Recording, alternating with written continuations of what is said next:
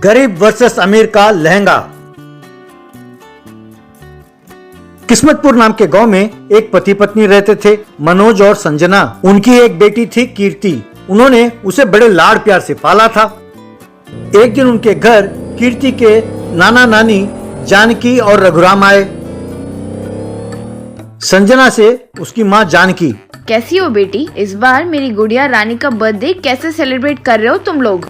और कैसे करेंगे, हम आ गए हैं ना। अरे बड़े धूमधाम से करेंगे। ये बात सुनकर मनोज, शुक्र है बाबूजी कि आप दोनों आ गए। अब मेरी आधी चिंता दूर हो गई। एक हफ्ते से आपकी बेटी मुझे टॉर्चर कर रही है कि कीर्ति के लिए कैसे कपड़े लेने हैं। मैं कह रहा हूँ कि लहंगा खरीदते हैं और संजना कहती है कि गाउन खरीदते हैं। आप लोग ही डिसाइड करो कि क्या खरीदना है। मैं दफ्तर जाता हूँ। दामाद जी, मेरा ओक आपके लिए है। लहंगा एकदम बढ़िया रहेगा। हमारी प्यारी गुड़िया के लिए वही फाइनल कर दो। ड्रेस अपने कंपनी भेज दो और डिजाइनर से एकदम बढ़िया सिलवा दो। इसकी जरूरत नहीं है बाबूजी। पड़ोस वाले कॉलोनी में माधुरी नाम की एक औरत है जो बहुत अच्छी सीती हैं। हमारी कीर्ति के सारे कपड़े वही सी कर देती हैं। अगर आप फ्री हो तो उनके पास जा आते हैं। चलिए। अरे फ्री क्यों नहीं है बेटे, हम आए इसी काम से हैं। चलो चलते हैं। कहकर दोनों माधुरी के घर के लिए निकल पड़े। अब मनोज से रघुराम, अरे ये क्या दामाद जी, तुम्हें कोई और टेलर नहीं मिला जो इस गरीब कॉलोनी में ले आए? चलो कहीं और चलते हैं। बाबूजी, उनके रहने वाले इलाके को देखकर उनके टैलेंट को कम नहीं आंकना चाहिए। माधुरी जी औरतों की ड्रेसें बहुत बढ़िया सीती हैं। बाद में मनोज ने माधुरी को लहंगे के बारे में अच्छी तरह समझाया। ये सुनकर माधुरी, सर, इससे पहले बिटिया के लिए कुछ कपड़े सिए थे ना, इसीलिए मेरे पास उसके नाप है। मैं उस नाप के हिसाब से लहंगे सी के दे दूंगी। जब लहंगा बन जाएगा तब मैं खुद ही आपके घर लाकर दे दूंगी। फिर वे दोनों वहाँ से चले गए। तब माधुरी के पास उसकी बेटी शर्मिला आई और, मम्मी मुझे भी लहंगा चाहिए, प्लीज मम्मी मेरे लिए भी सी दो ना। बेटे, कपड़े सीकर जो मैं पैसे कमाती हूँ उससे बस हम सिर्फ खा पी सकते हैं। ऊपर से तुम्हारे स्कूल के फीस भरने, मुझे उसके लिए उधार लेना पड़ता है। अब लहंगे का कपड़ा भी तो महंगा होता है ना बेटा। मैं अगले साल तुम्हारे जन्मदिन पर तुम्हें लहंगा सीकर दूंगी। ये क्या मम्मी, हमेशा कोई ना कोई बहाने बनाती रहती हो। तुम्हारी मर्जी, अब से मैं तुमसे कुछ भी नहीं मांगूंगी। ठीक है बेटे, जो पुराने कपड़े बचे होंगे उन्हीं से मैं तुम्हारे लिए लहंगा सी के दे दूंगी। उस दिन सारी रात जागकर माधुरी ने कीर्ति और शर्मिला के लिए लहंगा सिले। अगले दिन शर्मिला अपने लिए जो पुराने कपड़ों से बनाए हुए लहंगे को पहनकर, मम्मी थैंक्स मम्मी, ये लहंगा बहुत प्यारा है। कोई बात नहीं बेटा, चलो मेरे साथ हम मनोज जी के घर चलते हैं, कीर्ति को उसका लहंगा देकर आते हैं। कहकर दोनों मनोज के घर गए और कीर्ति का लहंगा दिया। फिर माधुरी ने कीर्ति से कहा, बेटा जरा पहनकर दिखाओ। कीर्ति ने वो लहंगा पहना। उसे देखकर रघुराम, बेटे तूने तो कमाल कर दिया, बहुत जल्दी सी दिया। इतना ही नहीं, बहुत बढ़िया भी सिला है। Very good. यहीं पर खड़ी जानकी, हाँ, सिला तो अच्छा है, पर लगता है कि बचे हुए कपड़ों से तुमने अपनी बेटी के लिए भी लहंगा सिला है। मैं वही सोच रही हूँ। माफ कर दीजिए माँ जी, मेरी बेटी लहंगा के लिए बहुत जिद कर रही थी, तब मैंने बाकी बचे हुए कपड़ों से उसके लिए लहंगा सीकर दे दिया। मैं अपनी बेटी को दोबारा ये कपड़े पहनने नहीं दूंगी माँ जी। ये बात सुनकर शर्मिला, माँ जी माफ कर दीजिए, इसमें मेरी माँ की कोई गलती नहीं है। अगर आप कहे तो ये कपड़े मैं अभी उतार देती हूँ। क्यों जानकी, ये क्या नया शुरू किया तुमने तमाशा? बेचारे वो बहुत दुखी हो रहे हैं। हेलो, ये क्या, तुम सबने मुझे विलन बना दिया। मैंने ऐसे क्या कह दिया? मैंने तो बस इतना कहा था कि इसने लहंगा पहना हुआ है। मैंने ये तो नहीं पूछा ना कि तुमने उसे लहंगा सीकर क्यों दिया। आपने गौर किया, पुराने कपड़ों के पैच वर्क से बने उस बच्ची का लहंगा अपनी कीर्ति के लहंगे से ज्यादा सुंदर दिखता है। लगता है कोई डिजाइनर वेयर है। मैं तो ये सोच रही थी कि माधुरी को अपनी कंपनी में डिजाइनर के तौर पर नौकरी दे दें तो कैसा रहेगा। इतने में आप लोगों ने मुझ पर आरोप लगा दिया। अच्छा, अब भाई I am sorry Janaki, I am very sorry. वाकई जानकी, ये आइडिया तो बहुत बढ़िया है। अरे कुछ भी कहो, औरतों का दिमाग अलग चलता है। भाई माधुरी भी बहुत टैलेंटेड लगती है। क्यों माधुरी, हमारी कंपनी में काम करोगी? क्या बात कर रहे हैं सर? अगर किस्मत आकर दरवाजा खटखटाती है तो मूर्ख ही होगा जो दरवाजा नहीं खोलेगा। ये बात सुनकर सब खुश हुए। देखा मम्मी, मैंने तुम्हारा लहंगा पहना था इसीलिए तुम्हें नौकरी मिली है। मुझे तुम चॉकलेट खरीद कर दो। ये बात सुनकर सब हंस पड़े। Tribe bamboo chicken cooking. Bhagyanagar गांव में पुनीत और पवित्रा नाम के दंपति अपने जमीन पर मुर्गियां पालते थे।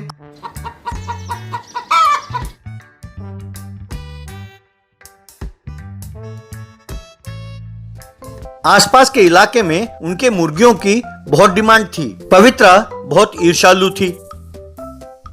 उनके पास बीजू नाम का एक ट्राइबल आके हमेशा मुर्गियां खरीद कर जाता था। एक दिन बीजू से पुनीत, क्यों भाई बीजू, लगता है तुम्हारा धंधा दिन बर दिन बढ़ता जा रहा है। हम तुम्हें माल सप्लाई नहीं कर पा रहे हैं। क्या कहें भैया, चाहे जितना मर्जी कमा लो, सारा पैसा रिश्वत देने में ही खर्च हो जाता है। सवेरे से जितना मर्जी मेहनत कर लो, कोई ना कोई आता है और वसूल करके चला जाता है। समझ में नहीं आता कि मैं क्या करूं।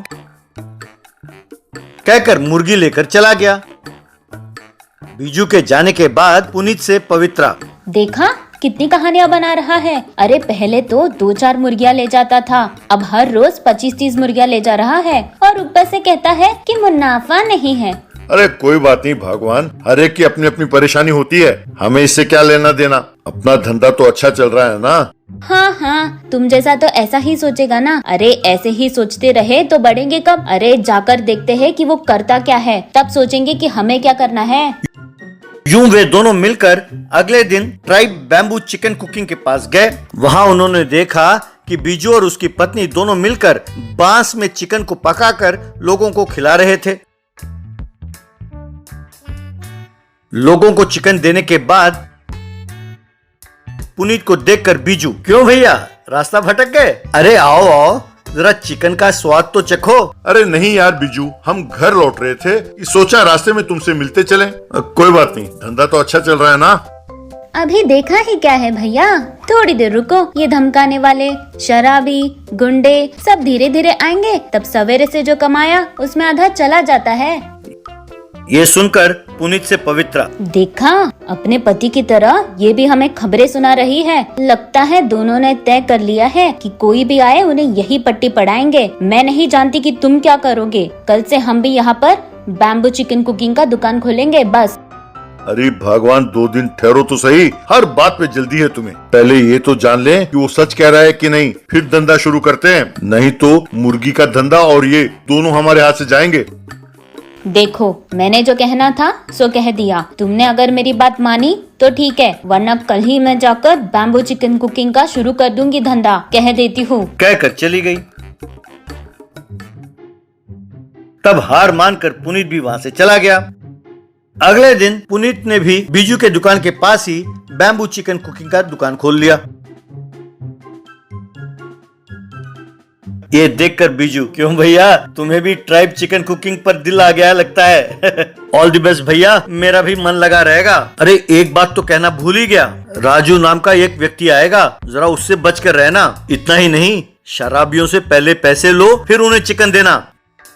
ये बातें सुनकर पुनीत पवित्रा से, अरे भगवान, लगता है ये बहुत अच्छा आदमी है। हमने यहाँ दुकान खोलकर गलती की है मुझे लगता है। ये कहता है कि कोई राजू नाम का व्यक्ति है, उससे बच के रहने के लिए कहता है। देखो जी, तुम्हें धंधा करना नहीं आता है तो चुपचाप बैठे रहो। राजू तो क्या, उसका बाप दादा भी आए, उनसे भी पैसे कैसे वसूल करना है मैं अच्छी तरह जानती हूँ। कहकर बैम्बू चिकन तैयार करने लगी।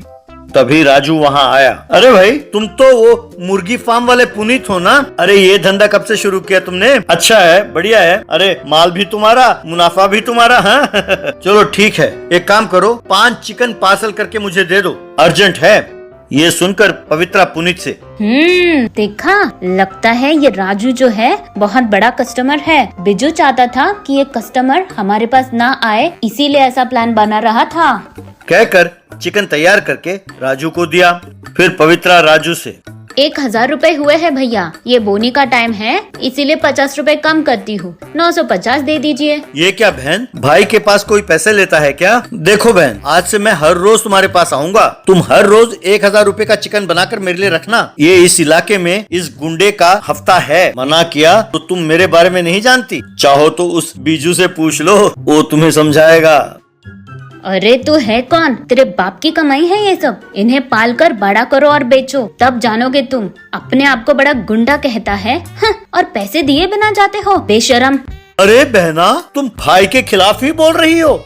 यानी तुम्हारी अकड़ इसी बात की है ना कि तुम्हारे पास मुर्गी फार्म है? बिजो, कल से तुम यहाँ पर बैम्बू चिकन नहीं रखना। जाओ घर जाओ और इनके सारे मुर्गियाँ उठा ले आओ और कल से तुम ही उन्हें पालो। अगर इसने आनाकानी की तो मुझे कहना, इनकी चमड़ी उधेड़ दूंगा मैं। कहकर वहाँ से गुस्से में चला गया। तब बीजू इनके पास आया और भैया, अगर आप अपने पोल्ट्री फार्म का चाबी मुझे दोगे तो हम जाकर वहाँ रहेंगे। मैंने कहा ना, वो राजू अच्छा आदमी नहीं है। अगर हम वहाँ नहीं गए तो वो उसे आग लगा देगा।